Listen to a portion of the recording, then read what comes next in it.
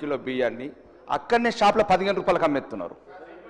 15 రూపాయలు మళ్ళీ 30 రూపాయలకు కొంటున్నారు. ఒక్క నిమిషం అధ్యక్ష, ఇది రాష్ట్రానికి బాగా ఉపయోగపడుతుంది.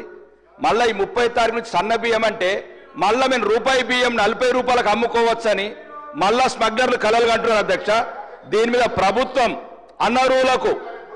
అనర్హులకు రేషన్ కార్డ్స్ ఇవ్వడం వల్ల ఈ సమస్య వచ్చింది అధ్యక్ష.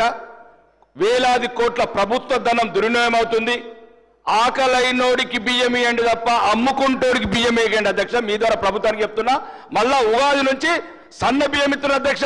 ఇప్పుడు రూపాయికి కొని మళ్ళీ 40 రూపాయలకు అమ్ముతారు. రోజు 8 టన్నులు నిజామాబాద్లో మహారాష్ట్ర బార్డర్ ఉంది అధ్యక్ష. పెరికిట్ లాంటి గ్రామంలో బహిరంగంగా బెదిరిస్తున్నారు ఈ మాఫియా.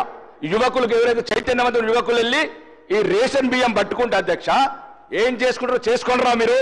మేము ప్రతి కిరాణా షాప్ సార్ ఆ పౌర సరఫరాల దుకాణం ఉంటుంది, దాని ముందే అధ్యక్ష. దయచేసి ఇది రాష్ట్రానికి సంబంధించిన అధ్యక్ష.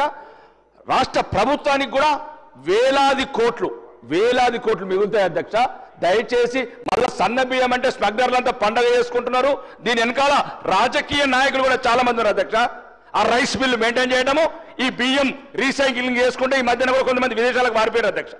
ఇది మా నిజామాబాద్ జిల్లాలో వందలాదికి 200 కోట్లు ఎగ్గొట్టిపోయారు. ఈ రాజకీయ నాయకుల ప్రమేయం ఉంది అధ్యక్ష. సుమారు కొన్ని 20-30 వేల కోట్ల అధ్యక్ష. ఈ తెలంగాణ పేద ప్రజలకు పనికొస్తుంది. దీని మీద ప్రభుత్వం సీరియస్గా ఆలోచించి ఉగాది నుంచి గౌరవనీయ ముఖ్యమంత్రి గారు సన్న బియ్యం ప్రారంభిస్తున్నారు అధ్యక్ష. దాన్ని ఎట్లా కంట్రోల్ చేస్తారో దీని మీద ప్రత్యేక కమిటీ వేసి సీనియర్ మంత్రులు వేదావులతోని ఆఫీసర్లతో కమిటీ వేసి ఈ స్మగ్లింగ్ అరికట్టి ఈ మాఫియాని అరికట్టగలని కోరుకుంటున్నారు అధ్యక్ష.